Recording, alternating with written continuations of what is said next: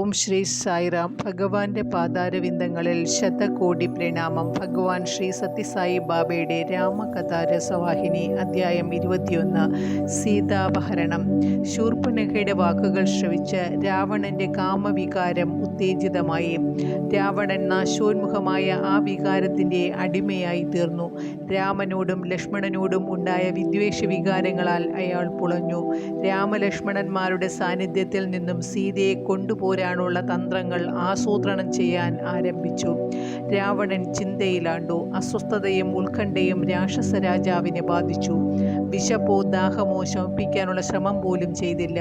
രാവണനെ അലട്ടുമാറ് നിരന്തരം ഉദിച്ചുയരുന്ന വിധികൽപിതമായ മോഹം അത്തരത്തിലുള്ളതായിരുന്നു. രാമലക്ഷ്മണന്മാരുടെ സൗന്ദര്യത്തെയും തേജസ്സിനെയും പറ്റി സഭയിൽ ശൂർപ്പണഖ വർണ്ണിച്ചുകൊണ്ടിരുന്നപ്പോൾ ഹൃദയത്തിൽ ആനന്ദവും നേത്രത്തിൽ ബാഷ്പവുമായി ആ കഥ ശ്രദ്ധിച്ചുകൊണ്ടിരുന്ന ഒരാളുണ്ടായിരുന്നു, വിഭീഷണൻ. അദ്ദേഹം തൻ്റെ ഹൃദയമാകുന്ന ക്ഷേത്രത്തിൽ ആ ദിവ്യസുന്ദര മൂർത്തികളെ പ്രതിഷ്ഠിച്ചു. അവരുടെ സാന്നിധ്യത്തിൽ ചെന്നു ചേരാനും അവരുടെ പാദങ്ങളിൽ നമസ്കരിക്കാനും വളരെ അഗാധമായി ആഗ്രഹിച്ചു. അവർ എന്നെ സ്വീകരിക്കുമോ? എനിക്ക് രക്ഷപ്പെടാനാവുമോ? അവരാൽ അനുഗ്രഹിക്കപ്പെടാൻ ഞാൻ അർഹനാണോ? അദ്ദേഹം സ്വയം ചിന്തിച്ചു. അദ്ദേഹം തന്നോട് തന്നെ പറഞ്ഞു, അവർ തീർച്ചയായും ദിവ്യന്മാരാണ്. ദുഷ്ടന്മാരായ രാക്ഷസന്മാരെ കൂട്ടത്തോടെ ഒടുക്കുവാൻ വേണ്ടി മനുഷ്യരൂപത്തിൽ ഭൂമിയിൽ പ്രത്യക്ഷപ്പെട്ടവരാണവർ. തന്നെയും തനിക്കുള്ളതും എല്ലാം വിഭീഷണൻ അവർക്കായി മനസ്സാ സമർപ്പിച്ചു. ആ നിമിഷം മുതൽ അവരുടെ പ്രഭാവത്തെ നിരന്തരം ധ്യാനിച്ചുകൊണ്ട് ജീവിതം നയിക്കുവാൻ തുടങ്ങി. ജന്മങ്ങളിൽ താൻ എത്തിക്കഴിഞ്ഞിരുന്ന ധാർമ്മികമായ ഔന്നിത്യത്തിൽ നിന്നും രാവണൻ അധപ്പതിച്ചിരുന്നു. അതുകൊണ്ട് രാക്ഷസനായി അലയേണ്ടി വന്നു. സത്യത്തിൽ രാവണൻ വലിയ ഈശ്വരഭക്തനായിരുന്നു. തൻ്റെ പ്രജ്ഞയുടെ അഗാധ തലത്തിൽ പരമാത്മാവായ നാരായണനെ സംബന്ധിച്ച ജ്ഞാനം അദ്ദേഹത്തിനുണ്ടായിരുന്നു. അധർമ്മം ഭൂമുഖത്ത് നിന്നും തുടച്ചു മാറ്റാനും രാക്ഷസന്മാരെ സമൂലം നശിപ്പിക്കുവാനും ദേവന്മാർക്ക് ആനന്ദവും സമാധാനവും നൽകുവാനും വേണ്ടി മനുഷ്യരൂപത്തിൽ വന്ന നാരായണൻ തന്നെയാണ് രാമൻ എന്ന വസ്തുതയും രാവണന് അജ്ഞാതമായിരുന്നില്ല. എന്നാലും നാരായണനെ പ്രാപിക്കാനായി തനിക്ക് മറ്റൊരു മാർഗവും ഇല്ലാതിരുന്നതുകൊണ്ട് അനിയന്ത്രിതമായ ദുഷ്ടതയും കഠിനമായ വിദ്വേഷവും വളർത്തിക്കൊണ്ടുവന്നു. തന്നെ വധിക്കാനായി രാമനെ ക്ഷണിക്കാൻ അദ്ദേഹം വഴിയൊരുക്കി. മൂഢവും പരമനീചവുമായ ഒരുതരം ഭക്തിയായി ഇത് കണക്കാക്കാവുന്നതാണ്. പക്ഷേ ആത്മസംയമനവും നാരായണനിലുള്ള സമ്പൂർണമായ സമർപ്പണവും വഴി ജനന മരണ സാഗരത്തെ തരണം ചെയ്യുക എന്നതായിരുന്നു അദ്ദേഹത്തിൻ്റെ ആന്തരോദ്ദേശ്യം.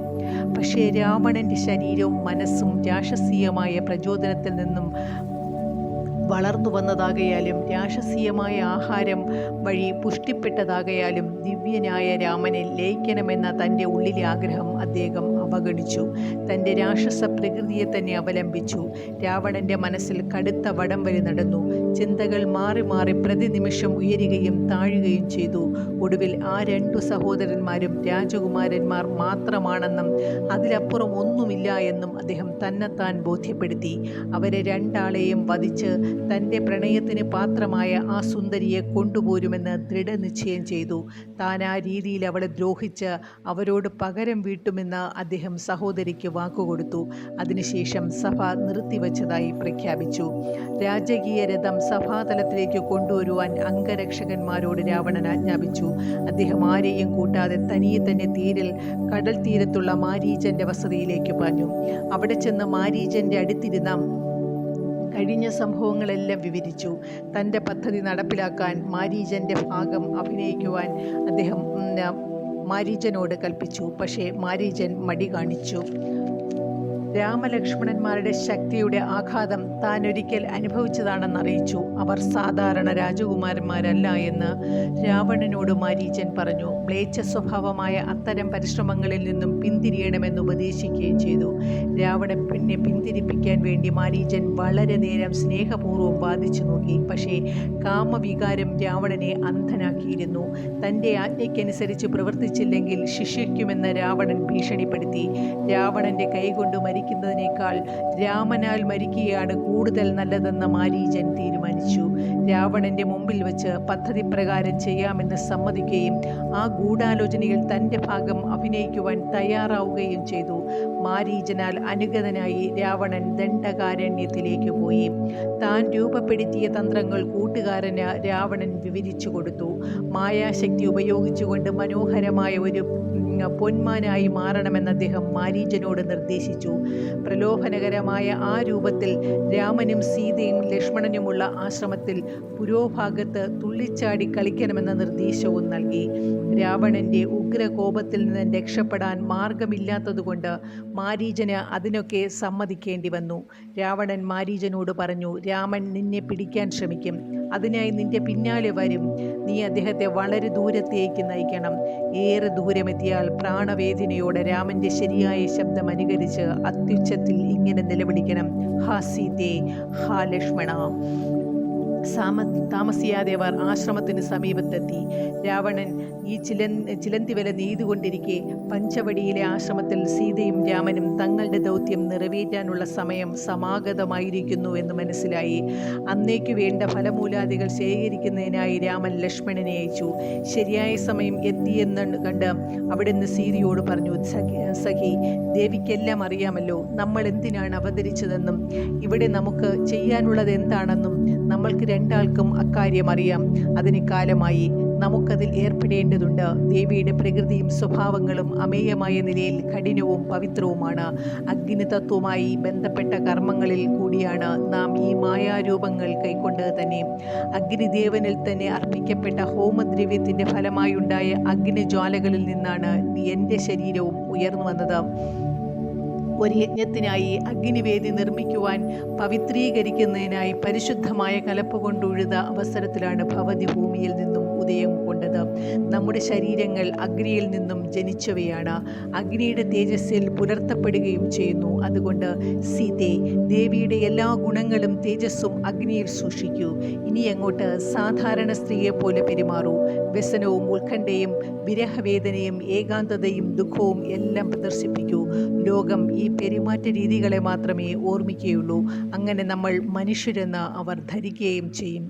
കുടുംബജീവിതം നയിക്കുന്നവർക്ക് മാതൃകയായിരിക്കണം നമ്മുടെ ഏറ്റവും ചെറുതായ പ്രവൃത്തി പോലുമെന്ന് ഓർമ്മിക്കുക. ഭാര്യാഭർത്തൃബന്ധത്തിൻ്റെ മാതൃകകൾ നാം അവതരിപ്പിക്കണം. സത്യധർമ്മങ്ങളുടെ തത്വങ്ങൾക്ക് സർവദാ പൊരുത്തപ്പെടുന്ന നിലയിലായിരിക്കണം അവ. നമ്മുടെ പ്രവർത്തനങ്ങൾ ആധ്യാത്മിക ശാസ്ത്രത്തിലെ നിർദ്ദിഷ്ടമായ മാർഗങ്ങൾക്ക് അനുയോജ്യമായിരിക്കുകയും വേണം. സാധാരണ മനുഷ്യർക്ക് പ്രചോദനം ലഭിക്കുകയും അവയിൽ വിശദീകൃതമാകുന്ന അംഗങ്ങളായ ആദർശങ്ങൾ അനുകരിക്കുവാൻ പ്രേരണ നൽകുകയും ചെയ്യത്തക്ക വിധം ഒരു ശരിയായ മാതൃകാ രീതിയിൽ നാം നമ്മുടെ ജീവിതങ്ങൾ രൂപപ്പെടുത്തേണ്ടതുണ്ട്. ഒടുവിൽ അതെല്ലാം പൂർത്തിയാവുന്നതുവരെ, അതായത് രാവണനെയും രാക്ഷസരെയും നശിപ്പിക്കുന്നതുവരെ നമുക്ക് നാടകം അഭിനയിക്കുക തന്നെ വേണം. അതുകൊണ്ട് ദേവിയുടെ ദിവ്യ തേജസ് അഗ്നിദേവന്റെ സംരക്ഷണത്തിലാക്കൂ. എന്നിട്ട് മായാവലയത്തിൽ കുടുങ്ങിയ ഒരു കേവല സ്ത്രീയുടെ നിലയിൽ നടക്കൂ. കാരണമില്ലാതെ കാര്യം ഉണ്ടാവുകയില്ലല്ലോ. അതായത് രാവണന്റെയും രാക്ഷസ വംശത്തിൻ്റെയും നശീകരണം സാധിക്കുന്നതിന് ന്യായീകരിക്കുന്നതിന് നാം ഒരു കാരണമുണ്ടാക്കണം. രാവണന് അടിസ്ഥാനപരമായ ഒരു കുറ്റമുണ്ട്. അവൻ്റെ കാമവികാരത്തിൽ അധിഷ്ഠിതമായ ആധ്യാത്മികത. ലോകത്തിന് അതിൻ്റെ അപകടം കാണിച്ചു കൊടുക്കണം. അതുകൊണ്ട് അദ്ദേഹം തന്നെ തട്ടിക്കൊണ്ടുപോയെന്ന വിധം ഒരവസ്ഥ നമുക്ക് തയ്യാറാക്കേണ്ടതുണ്ട്. ഇന്ദ്രിയാനന്ദം അനുഭവിക്കണം എന്ന ആഗ്രഹത്താലും സദാചാര വിരുദ്ധമായ അഭിലാഷങ്ങളാലും കളങ്കിതമാണ് ഒരാളുടെ തപസ്സെങ്കിൽ അതിനെന്തൊരു പ്രയോജനമാണുള്ളത്? ശുദ്ധമല്ലാത്ത ബോധത്തിൽ നിന്നും പുറപ്പെടുന്ന പ്രവർത്തനങ്ങളും പെരുമാറ്റങ്ങളും കളങ്കിതമാവാതിരിക്കുകയില്ല. കാമാസക്തിയാൽ മലിനമാക്കപ്പെട്ട ഈശ്വരഭക്തി അഴുക്കുപോലെ തന്നെ അശുദ്ധവുമാണ്. മനുഷ്യ സമുദായത്തിൻ്റെ നന്മയ്ക്കായി ഈ സത്യങ്ങൾ ഇപ്പോൾ ദൃഢപ്പെടുത്തേണ്ടതുണ്ട്. ഏതെങ്കിലും ആധ്യാത്മിക സാധനയോ തപസ്സോ അല്ലെങ്കിൽ മതപരമായ കർമ്മമോ അനുഷ്ഠാനമോ അതിമാനുഷമായ ശക്തികൾ ലഭിക്കുമെന്ന ഉദ്ദേശത്തോടുകൂടി ചെയ്യുകയാണെങ്കിൽ അവ ക്ഷുദ്രവും ഹാനികരവുമാണ്. എന്നാൽ ലോക നന്മയ്ക്ക് വേണ്ടി വെളിപ്പെടുത്തേണ്ടത് ആവശ്യ കർത്തവ്യമാണ്. എത്ര ദൈവിക കർമ്മങ്ങളും പ്രവർത്തനങ്ങളും ചെയ്താലും അവയുടെ കർത്താവ് രാക്ഷസീയമായ വികാരങ്ങളും പ്രചോദനങ്ങളും ഉപേക്ഷിക്കുന്നില്ല എങ്കിൽ അവയ്ക്ക് ഒരു ഫലം മാത്രമേ ഉണ്ടാവുകയുള്ളൂ: സമയം അവിശുദ്ധവും നിഷ്പ്രയോജനവും ആക്കുക എന്നത്. ഈ സത്യം നമുക്ക് രാവണനെ തന്നെ ജനസമുദായത്തിന് ഒരു താക്കീതായി എടുത്തു കാട്ടി പരസ്യപ്പെടുത്തേണ്ടതുണ്ട്. ഇവയ്ക്കെല്ലാം പുറമെ അതിപ്രബലമായ മറ്റൊരു കാര്യമുണ്ട്. രാവണന് മുമ്പൊരു ശാപം കിട്ടിയിട്ടുണ്ട്. ആ ശാപത്തിൽ നിന്ന് മോചനം പ്രാപിക്കുന്നതിനുള്ള മാർഗത്തെ സംബന്ധിച്ചും അവന് ഉറപ്പ് കൊടുത്തിട്ടുണ്ട്. അത് പൂർത്തിയാക്കാൻ നാം ശ്രമിക്കണം.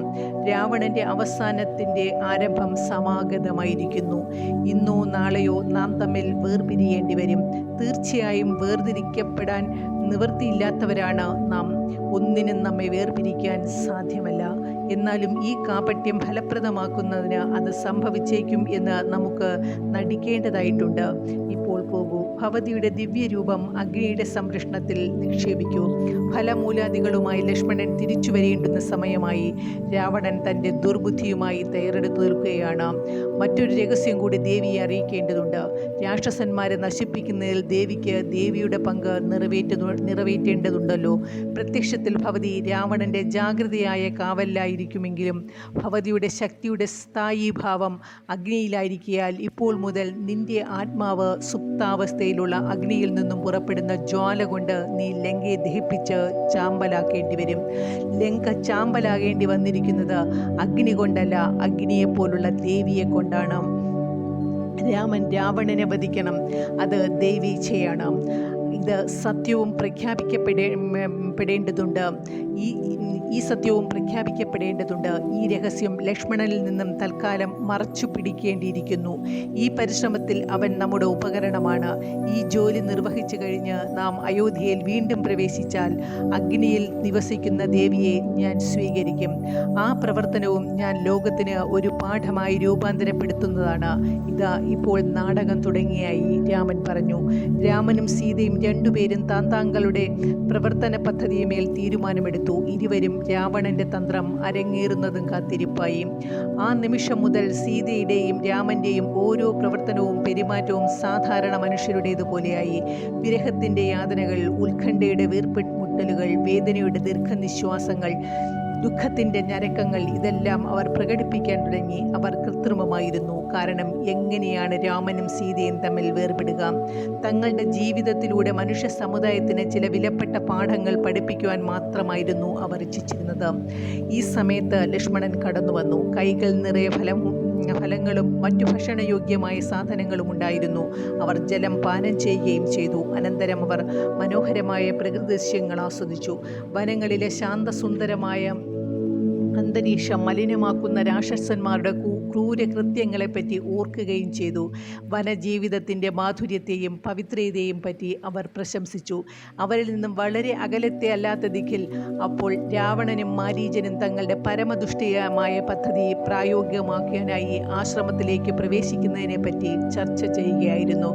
രാവണൻ്റെ കാമവികാരത്തെയും വൈകൃത സ്വഭാവത്തെയും മാരീചൻ മടുത്തിരുന്നു. പക്ഷേ അത്രയും ദുഷ്ടനായ ഒരാളുടെ കയ്യാൽ മരിക്കുവാൻ അദ്ദേഹം തയ്യാറല്ലായിരുന്നു. അതുകൊണ്ട് രാവണൻ ഏൽപ്പിച്ച ജോലി മാരീചൻ സ്വീകരിച്ചു. രാവണന്റെ ആവശ്യപ്രകാരം പ്രവർത്തിക്കാൻ സമ്മതിക്കുകയും ചെയ്തു. മാരീചൻ മനോഹരമായ ഒരു പൊന്മാനായി രൂപം മാറി. സീതയുടെയും രാമന്റെയും ശ്രദ്ധ ആകർഷിക്കാൻ നിസ്സംശയമായും പറ്റിയ ഒരു രൂപം.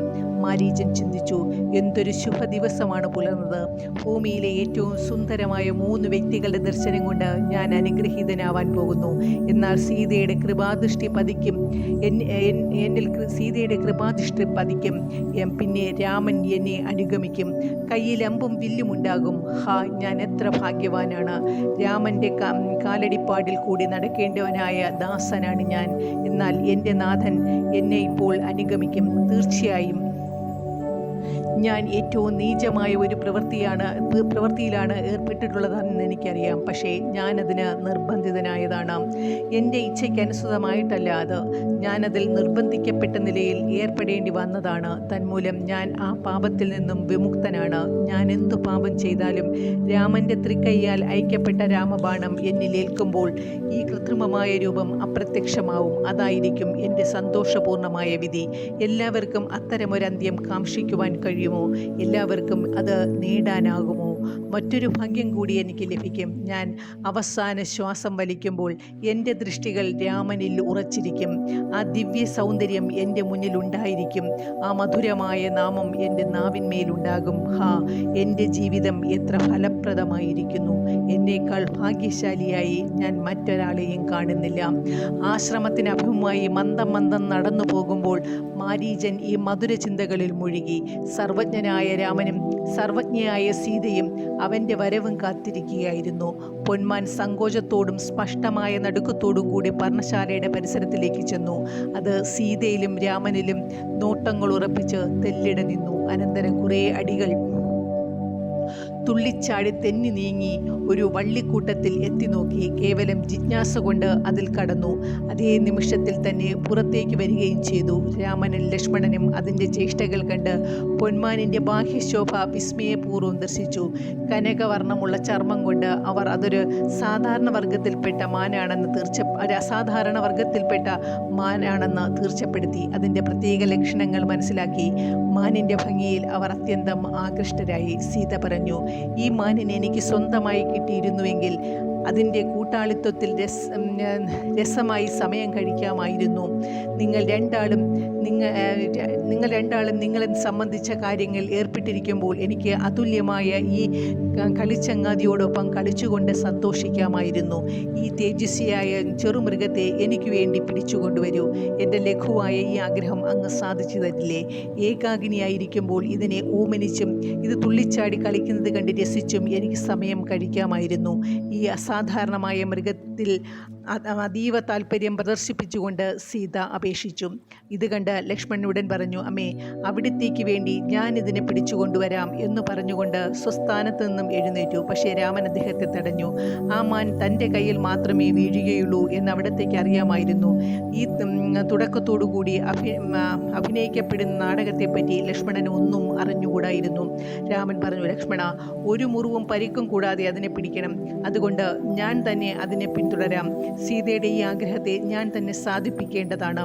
ഇത് കേട്ടപ്പോൾ ലക്ഷ്മണൻ നിശബ്ദനായി രാമൻ്റെ നിർദ്ദേശപ്രകാരം അവിടെയിരുന്നു. ഇതിനു പുറമെ ഈ നാടകത്തിലെ അടുത്ത രംഗത്തെപ്പറ്റി സീതയ്ക്കും രാമനും അറിവുണ്ടായിരുന്നിട്ടും രാമൻ അത് രഹസ്യമായി വെച്ചു. രാമൻ ലക്ഷ്മണനോട് പറഞ്ഞു, ലക്ഷ്മണ, രാക്ഷസ നേതാക്കന്മാരായ ഖരനും ദൂഷനും നമ്മെ ആക്രമിച്ചപ്പോൾ നടന്നു തോർക്കുക. അവരുടെ ബന്ധുക്കളും സഹാക്കളും സമേതം വന്ന് നമ്മെ ആക്രമിച്ചേക്കാം. അതുകൊണ്ട് വില്ലിന്മേൽ അമ്പ് തൊടുത്തുകൊണ്ട് ഏറ്റവും ശ്രദ്ധയോടുകൂടി 4 ഭാഗവും സൂക്ഷിക്കണം. സീതയ്ക്ക് അതീവ ശ്രദ്ധയോടെ കാവൽ നിൽക്കുക. ഒരു നിലയിലും ദേവി ഏകാകിനിയായി വിടരുത്. ഈ മാൻ എന്നിൽ നിന്നും രക്ഷപ്പെട്ട് വളരെ ദൂരത്തേക്ക് ഓടിക്കളഞ്ഞെന്ന് വരാം. എനിക്കതിനെ ജീവനോടെ പിടിക്കണം. അതുകൊണ്ട് ഈ കാര്യം ചെയ്തു തീർക്കുന്നതിന് സമയം പിടിച്ചേക്കും. സീതയെ ഭീഷണിപ്പെടുത്തിയേക്കാവുന്ന ഏതൊരു ആപത്തിൽ നിന്നും നിന്റെ ബുദ്ധിയും പരാക്രമവും സന്ദർഭത്തിനനുസരിച്ച് പ്രയോജനപ്പെടുത്തി ദേവിയെ രക്ഷിക്കുക. അനന്തരം രാമൻ പാത്തും പതുങ്ങിയും ആ സ്വർണ്ണമാനിനെ പിന്തുടർന്നു. മാനാകട്ടെ മുന്നോട്ട് നോക്കിയതേയില്ല. തന്നെ പിന്തുടരുന്ന രാമനിൽ ദൃഷ്ടി പതിപ്പിച്ചുകൊണ്ട് തല പിന്തിരിച്ച് അതിവേഗമോടി. ഈ പെരുമാറ്റം കണ്ട് രാമൻ സന്തുഷ്ടനായി. മാരീചനാണെന്ന് രാമൻ അറിയാമായിരുന്നുവല്ലോ. മാരീചൻ രാമൻ്റെ വലിയൊരു ഭക്തനുമായിരുന്നു. രാമതത്വം, രാമൻ്റെ ശക്തിയും അനുഭവത്തിൽ അറിയുകയും സാക്ഷാത്കരിക്കുകയും ചെയ്ത ആളായിരുന്നു. അതുകൊണ്ട് രാമനും തൻ്റെ ദൃഷ്ടികൾ മാനിലുറപ്പിച്ചുകൊണ്ട് വളരെ താല്പര്യത്തോടുകൂടി അതിൻ്റെ പിന്നാലെ പോയി. ഒരു നിമിഷം മാൻ രാമനെത്തിപ്പിടിക്കാവുന്ന ദൂരത്തിൽ വരും. പക്ഷേ അടുത്ത നിമിഷത്തിൽ രാമനെ കുറേ കൂടി ദൂരെ അകറ്റുന്നതിനായി ഒരു ചാട്ടത്തിന് ദൂരെ പോയി നിൽക്കും. ആശ കൊടുത്ത് നിരാശപ്പെടുത്തുന്ന ഈ കളി രാമൻ ആസ്വദിക്കുന്നതായി തോന്നി. എന്നാൽ കുറേ സമയം ഇങ്ങനെ കളഞ്ഞതിന് ശേഷം രാമൻ വില്ലിന്മേൽ അമ്പ് തൊടുത്തു. മാനിനെ ലക്ഷ്യമാക്കി വിട്ടു. രാമബാണം തറച്ചപ്പോൾ മാരീചൻ പ്രാണവേദനയിൽ ഹാ സീതേ, ഹാ ലക്ഷ്മണ എന്ന് ഉച്ചത്തിൽ നിലവിളിച്ചു. ഈ വിലാപം സീതയുടെയും ലക്ഷ്മണൻ്റെയും കാതിൽ പതിച്ചു. ശബ്ദം ലക്ഷ്മണൻ കേൾക്കും മുമ്പേ സീത പറഞ്ഞു, ലക്ഷ്മണ, കേട്ടുവോ? അത് നിന്റെ ജ്യേഷ്ഠൻ്റെ ശബ്ദമാണ്. അവിടുന്ന് നിന്നെ സഹായത്തിന് വിളിക്കുകയാണ്. പോകൂ, ക്ഷണം പോകൂ, താമസിക്കരുതേ. ഐന്ദ്രജാലികമായ രൂപമാറ്റത്തിലും കൗശലത്തിലും ഈ രാക്ഷസന്മാർ അതിവിദഗ്ധന്മാരാണ്. സ്വന്തം ആകാരങ്ങളിലും സ്വഭാവങ്ങളും മാറ്റി അവർ ധാരാളം ധാരാളം വിപത്തുകൾ ഉണ്ടാകും. ആ നിലവിളി കേട്ട സ്ഥലത്തേക്ക് ലക്ഷ്മണൻ ക്ഷണത്തിൽ ചെല്ലണമെന്നതായിരുന്നു ദേവിയുടെ ആവശ്യം. ലക്ഷ്മണൻ വളരെ ബുദ്ധിമാനാണ്. കാര്യങ്ങൾ വിവേചിച്ച് ശരിയായ തീരുമാനം എടുക്കാൻ അദ്ദേഹത്തിന് കഴിയും. ജ്യേഷ്ഠൻ്റെ നിർദ്ദേശങ്ങളെ ഭക്തിപൂർവ്വം അനുസരിക്കുന്ന ആളായിരുന്നു ലക്ഷ്മണൻ. രാമൻ്റെ കൽപ്പനകൾ സ്വന്തം ശ്വാസം പോലെ വിലപ്പെട്ടതായി അദ്ദേഹം കരുതി. അതുകൊണ്ട് പറഞ്ഞു, അമ്മേ, രാമൻ ഒരാപത്തും ഒരിക്കലും വരികയില്ല. എത്ര തന്നെ കൗശലക്കാരനായിരുന്നാലും ഒരു രാക്ഷസനും രാമദേവനെ ഉപദ്രവിക്കാനാവില്ല. ഒരു നിമിഷം കൊണ്ട് ആയിരക്കണക്കിന് രാക്ഷസന്മാരെ ഒടുക്കിയത് എങ്ങനെയെന്ന് ദേവി കണ്ടതല്ലേ. അതുകൊണ്ട് ഒട്ടും ഉത്കണ്ഠപ്പെടേണ്ട, ധൈര്യമായിരിക്കൂ. രാമൻ സുഖാവസ്ഥയിലും ദൃഢാരോഗ്യത്തിലും താമസിയാതെ ആശ്രമത്തിലേക്ക് വരും. പെട്ടെന്ന് അതേ കരച്ചിൽ വീണ്ടും കേട്ടു. ഹാ സീതേ, ഹാ ലക്ഷ്മണ. സീതയ്ക്ക് ക്ഷോഭവും വിഷമവും കൂടുതലായി. അവർ പറഞ്ഞു, ലക്ഷ്മണ, നീ ഇങ്ങനെ കഠിനഹൃദയനായി പെരുമാറുന്നത് എന്താണ്? എനിക്ക് നിന്റെ ഉദ്ദേശങ്ങൾ മനസ്സിലാവുന്നില്ലല്ലോ. പോകൂ, വേഗം ജ്യേഷ്ഠന് വന്നുപെട്ട ആപത്തിൽ നിന്നും രക്ഷിക്കൂ. അദ്ദേഹത്തെ സഹായിക്കൂ. പോകൂ. തൻ്റെ ഭയവും ഉത്കണ്ഠയും അവർക്ക് നിയന്ത്രിക്കാനായില്ല. ലക്ഷ്മണൻ തന്നെ വിട്ടുപോകാതിരിക്കാനായി കഴിവിൻ്റെ പരമാവധി പരിശ്രമിക്കുകയും ചെയ്തു.